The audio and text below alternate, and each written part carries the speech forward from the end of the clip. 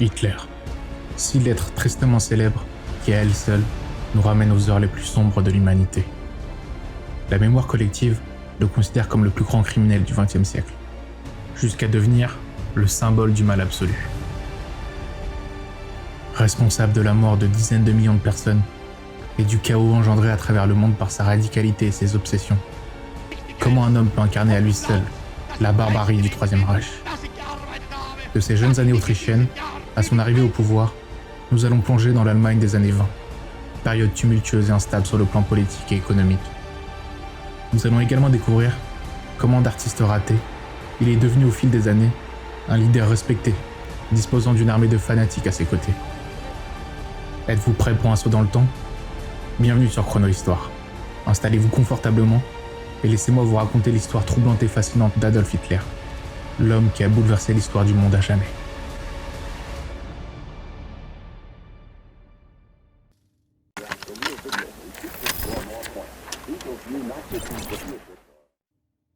« 20 avril 1889, c'est à Brunno am Inn, dans l'actuelle Autriche, et à quelques kilomètres seulement de la frontière allemande, que naît Adolf Hitler. Son père, Alois Hitler, était fonctionnaire des douanes autrichiennes. C'était un homme dur et intransigeant, capable d'accès de colère, aggravé par sa consommation excessive d'alcool. Il se mariera en troisième noces avec Clara Polzl, une domestique de 23 ans sa cadette, dont Adolf restera proche jusqu'à sa mort.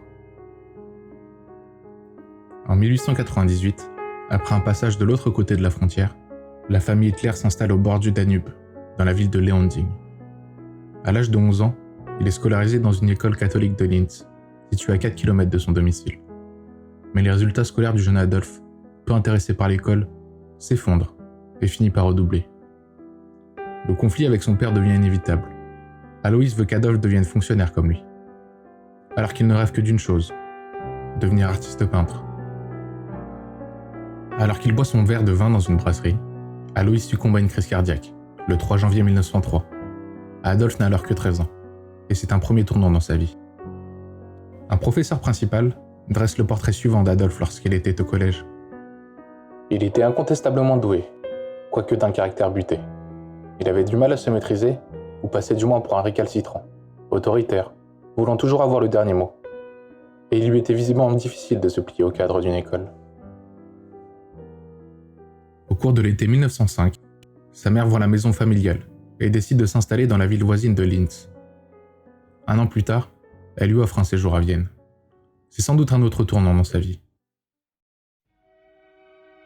Il sera littéralement subjugué par la ville et se prendra de passion pour l'art et la culture, l'architecture et l'aura de la capitale du grand empire austro-hongrois. Il assistera à 2 opéras de Richard Wagner, Tristan et Le Hollandais volant. Durant l'automne, il se présente à l'examen d'entrée de la prestigieuse Académie des Beaux-Arts de Vienne. Mais il fut refusé, et il écrira plus tard « J'étais si persuadé du succès que l'annonce de mon échec me frappa comme un coup de foudre dans un ciel clair. » La capitale impériale le fascine. Il est pris d'admiration pour les représentations de Félix Weingartner, puis de Gustav Mahler à l'opéra.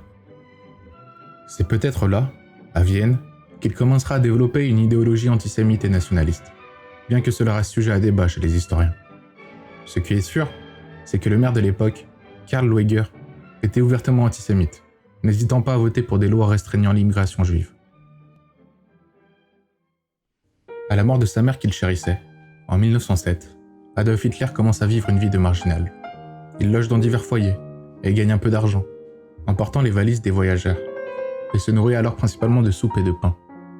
Il continue également de peindre et vend ses toiles dans la rue, pour quelques marques, dans l'optique de subsister.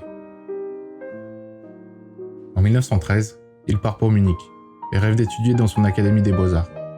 En réalité, il avait fui l'Autriche, en refusant de porter les armes pour l'empereur François-Joseph Ier, qu'il considérait comme vieillissant et responsable de la décadence du Grand Empire. Comme à Vienne, il tente de survivre en vendant ses peintures à l'aquarelle. Bien que cela ne soit pas étayé par des documents, Hitler affirmera plus tard que sa vie bavaroise lui avait permis d'acquérir une certaine connaissance en politique. Peut-être a-t-il fréquenté des bars et des brasseries. Le 28 juin 1914, l'archiduc François Ferdinand, héritier du trône austro-hongrois, est assassiné, accompagné de sa femme à Sarajevo, par un étudiant serbe. Par le jeu des alliances, la Première Guerre mondiale éclate. Le 2 août 1914, au lendemain de la déclaration de guerre du roi de Bavière Louis III, des milliers de Munichois se pressent sur l'Odensplatz pour applaudir le Kaiser.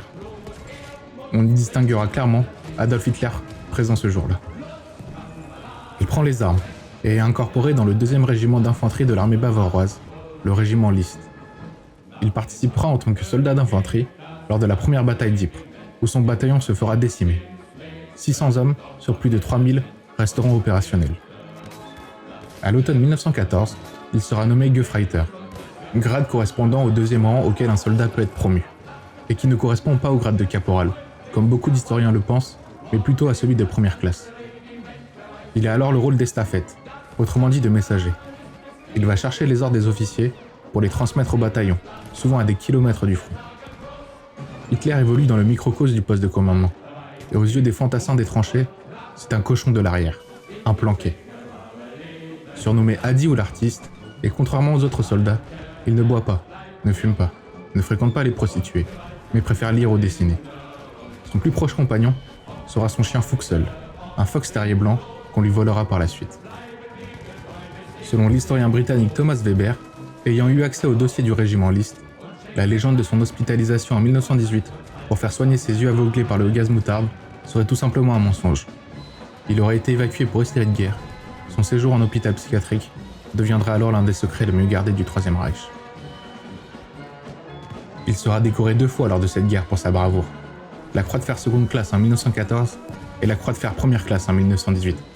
Honneur rare pour un soldat de son rang, pour son rôle de messager lors d'une attaque où les estafettes étaient indispensables. Ironie de l'histoire, c'est un adjudant juif, Hugo Gutmann, qui récompensera le soldat Hitler. Ainsi, à la fin de la guerre, le rôle de la Grande Guerre dans la formation politique et l'idéologie d'Hitler reste flou. Tout juste sait-on qu'il a des vagues idées pan-germanistes et qu'il adhérera toute sa vie à l'idée du coup de poignard dans le dos. Idée selon laquelle l'Allemagne n'aurait pas été vaincue militairement, mais trahie de l'intérieur, par les Juifs, les forces de gauche et les républicains. Il fera allusion à ses ennemis de l'intérieur dès 1915, dans une lettre envoyée à un certain Ernst Epp. Chacun d'entre nous n'a qu'un seul désir, celui d'en découdre définitivement avec la bande, d'en arriver à l'épreuve de force, quoi qu'il en coûte, et qu'à travers le fleuve de sang qui coule chaque jour dans notre lutte, contre un monde international d'ennemis, non seulement les ennemis extérieurs de l'Allemagne soient écrasés, mais les ennemis intérieurs soient aussi brisés.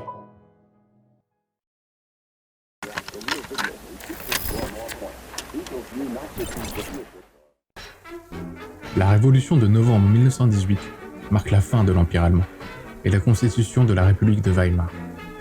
Quelques mois plus tard, le 7 avril 1919, sera proclamée à Munich la République des Conseils de Bavière, gouvernement d'insurrection communiste dirigé par Kurt Heiner.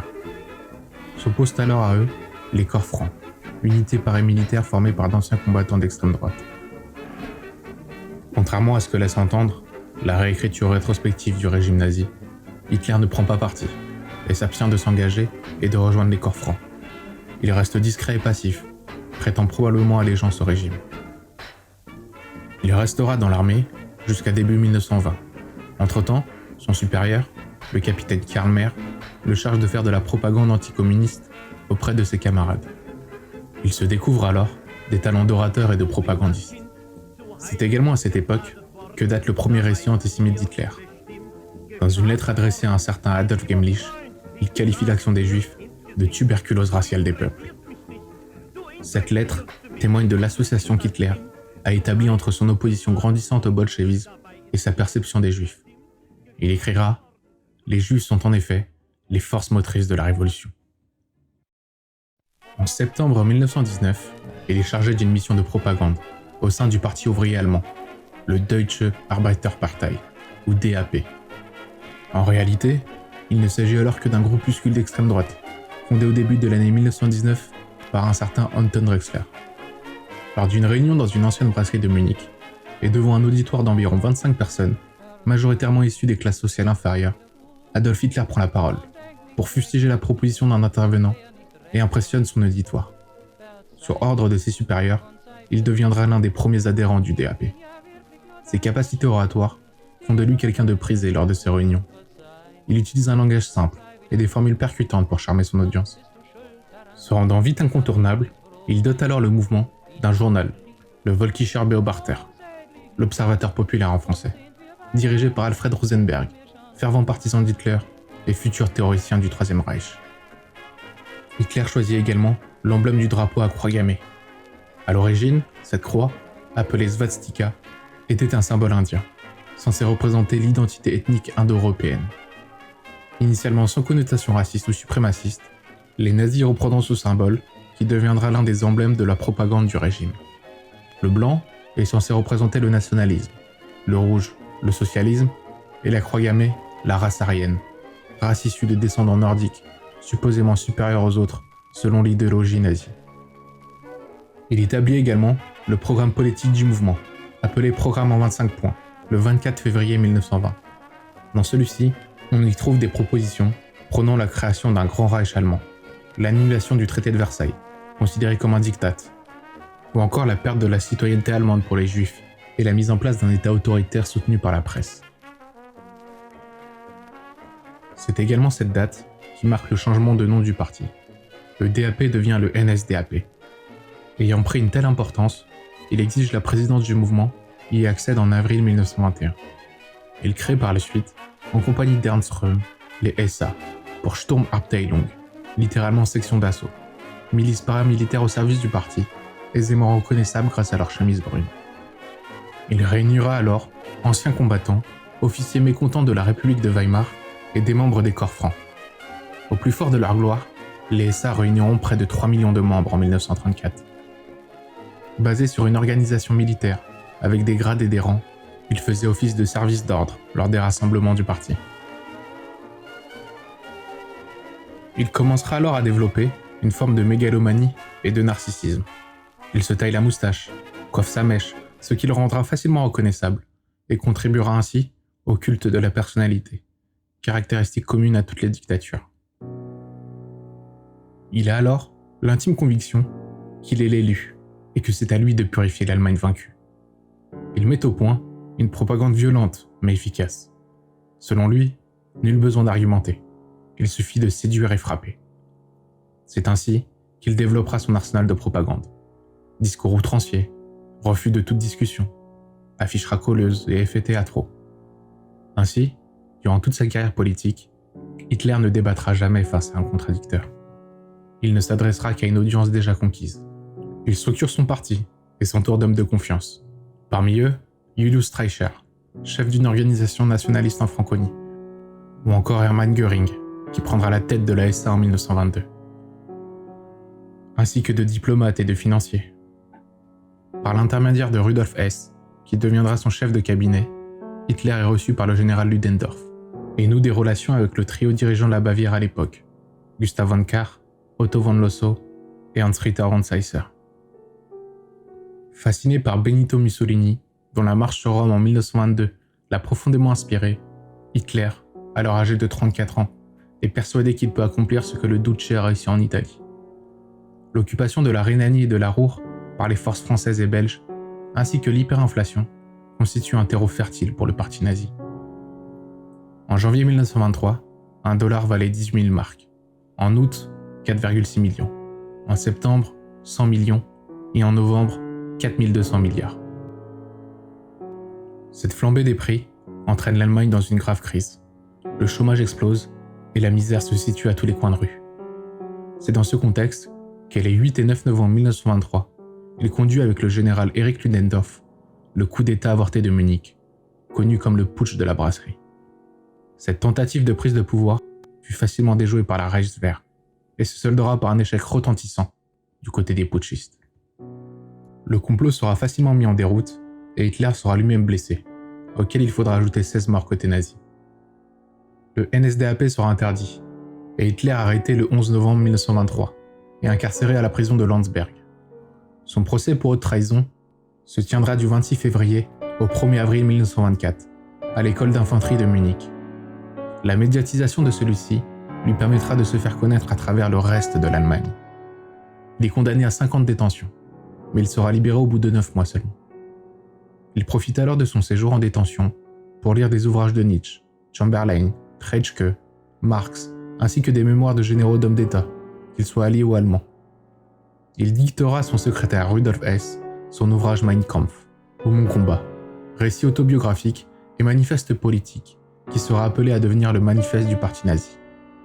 Il y expliquera entre autres sa haine de la démocratie, de la France qu'il décrit comme un ennemi mortel du peuple allemand, du socialisme, du judéo-bolchevisme et de races foncièrement inégales. Il renforce son idée selon laquelle la race aryenne doit être purifiée de tous les éléments indésirables, qu'il appelle les non-allemands, qu'ils soient juifs, homosexuels ou malades. Il fait également état de la nécessité d'une conquête d'un Lebensraum indéfini, c'est-à-dire un espace vital estimé nécessaire pour une population, concept qui justifiera par la suite ses ambitions expansionnistes. À l'orée de l'année 1925, après sa sortie de prison, il profite de sa mise à l'écart du paysage politique allemand pour réorganiser son parti et placer ses pions.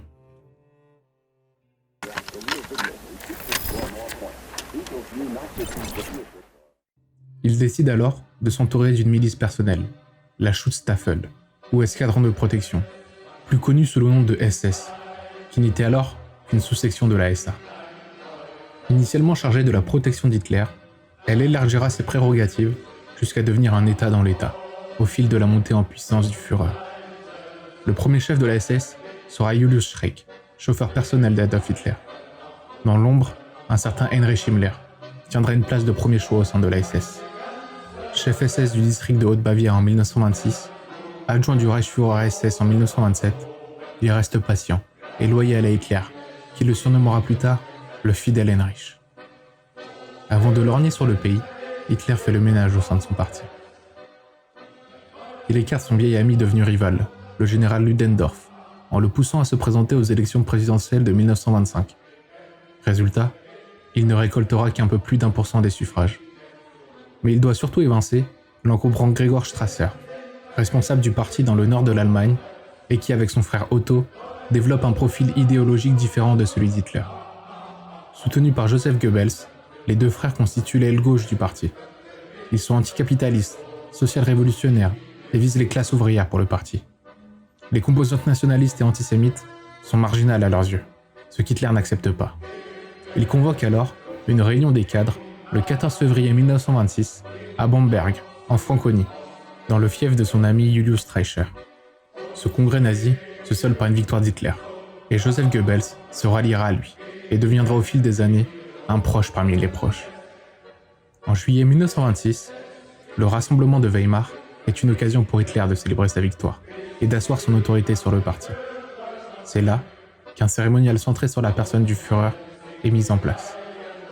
Les premiers succès du parti dans les provinces rurales, notamment en Saxe et dans le Land de Bade, renforcent Hitler et lui permet encore plus de développer son culte de la personnalité. Le salut hitlérien, accompagné de la formule Heil Hitler, devient obligatoire. De plus, il crée les jeunesses hitlériennes, en 1926, dont le but était la formation de futurs surhommes aryens et de soldats prêts à servir le régime. C'était également un moyen, pour Hitler, de prouver que son parti était le parti de la jeunesse, en opposition aux élites vieillissantes de l'époque. Rapidement, c'est Baldur von Schirach qui en sera nommé chef. La structure même du parti pousse les cadres des différents échelons locaux à se battre pour conquérir puis garder leur place, avec Hitler en arbitre. Le 7 juin 1929, le plan Jung est signé à Paris. Prolongement du plan Dawes, il permet à l'Allemagne de rééchelonner le paiement de ses réparations de guerre, ainsi que les remboursements liés à sa dette publique colossale. Alfred Hugenberg, homme d'affaires nationaliste, un temps PDG du producteur d'armes Krupp, mais également homme politique, leader du Parti national du peuple allemand, ainsi que patron de presse, voit d'un mauvais œil ce nouveau plan, et propose un référendum contre celui-ci. Il s'allie alors à Hitler, qui profitera de l'appui de ce puissant patron, qui va l'aider à accroître encore plus sa notoriété à travers l'Allemagne.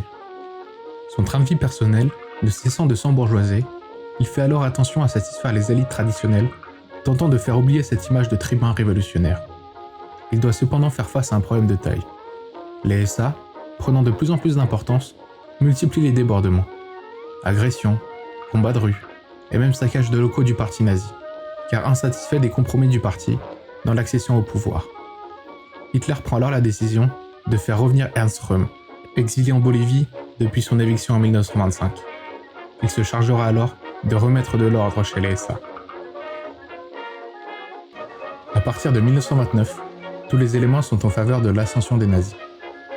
La République de Weimar restait très fragile. Née d'une défaite, elle n'a jamais su s'enraciner, et les nostalgiques de l'Empire et du Kaiser restaient légion, que ce soit dans l'armée, l'administration ou la population. Les opposants politiques au régime étaient nombreux. Outre le parti nazi, les communistes du KPD et les nationalistes du DNVP d'Alfred Hugenberg continuaient de combattre la République. Le parti catholique Centrum, au pouvoir, devient de plus en plus autoritaire à partir de la fin des années 20, se posant comme les derniers remparts aux nazis. Enfin, le vieux, mais toujours très populaire maréchal Paul von Hindenburg, héros de la Première Guerre et président du Reich depuis les élections de 1925, cesse peu à peu de jouer le jeu de la démocratie. Il gouverne par décret et n'hésite pas à dissoudre le Reichstag quand bon lui semble. Ajoutez à cela la crise économique de 1929. La Grande Dépression, comme on l'appelle, impacte grandement l'économie allemande, très dépendante des capitaux américains. Le taux de chômage explose, passant de 6% en 1928 à 30% en 1932. Tous ces facteurs permettent au parti nazi de prospérer. Nostalgique de l'Empire, dans l'attente d'un sauveur providentiel et d'un homme pouvant restaurer la grandeur de l'Allemagne, la population inquiète se tourne alors vers Hitler. Lors des élections législatives de 1930, le NSDAP réalise une percée inédite. Le parti passe de 12 à 107 sièges à l'Assemblée parlementaire et devient le deuxième parti d'Allemagne. Fort de son nouveau statut de personnage politique de premier plan, Hitler exige la démission du chancelier Heinrich Brüning, demande refusée par le président Hindenburg. C'est pourquoi, le 22 février 1932, son porte-parole Joseph Goebbels annonce la candidature d'Hitler aux élections présidentielles de la même année. La campagne électorale menée par les nazis sera sans précédent. Affiches placardées à tous les coins de rue, usage de l'avion pour ses déplacements électoraux, le NSDAP sort les grands moyens pour faire de son leader l'homme incontournable aux yeux des Allemands. Au soir du premier tour, le 13 mars 1932, Hitler obtient 30% des suffrages et 37% au second tour, face au vieux maréchal Hindenburg, réélu à 82 ans. Mais le parti continue son ancrage territorial à travers l'Allemagne. Le NSDAP arrive en tête aux élections régionales et confirme son statut de premier parti d'Allemagne, avec 37% des suffrages aux législatives. Hitler nomme alors son bras droit, Hermann Göring, comme président du Reichstag. Contrairement aux idées reçues sur l'électorat d'Hitler, ce ne sont pas les chômeurs, ni les ouvriers qui constituent le socle de son électorat, mais les classes moyennes, qui craignent les répercussions de la crise. Les femmes, votant historiquement très peu à l'extrême droite, se mettent également à plébisciter Adolf Hitler. Les classes aisées et à haut niveau d'instruction, comme les médecins ou étudiants, sont également surreprésentées au sein de son électorat. Voulant apparaître comme respectable et fréquentable, il tente de se poser en démocrate modéré, flattant les élites, avec un discours plus traditionnaliste qu'auparavant. Le Zentrum discrédité, avec le très impopulaire Franz von Papen, les communistes combattant les socialistes, le NSDAP a maintenant une voie toute tracée vers le pouvoir. Seul hic, le président Hindenburg refuse toujours de nommer Hitler comme chancelier. Il affiche un mépris personnel non dissimulé envers celui qu'il qualifie de petit caporal bohémien. C'est paradoxalement dans sa pire phase que le parti nazi atteindra ses fins. Englués dans des problèmes financiers, les militants se lassent peu à peu des contradictions d'Hitler et perdent espoir.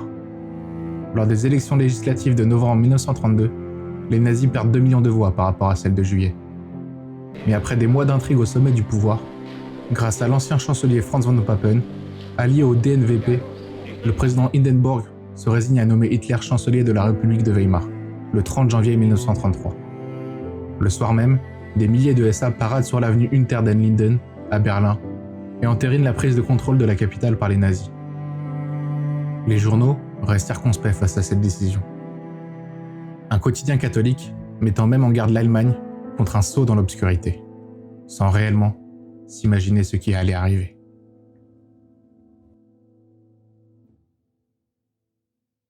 Merci infiniment d'avoir regardé ma première vidéo sur ma chaîne.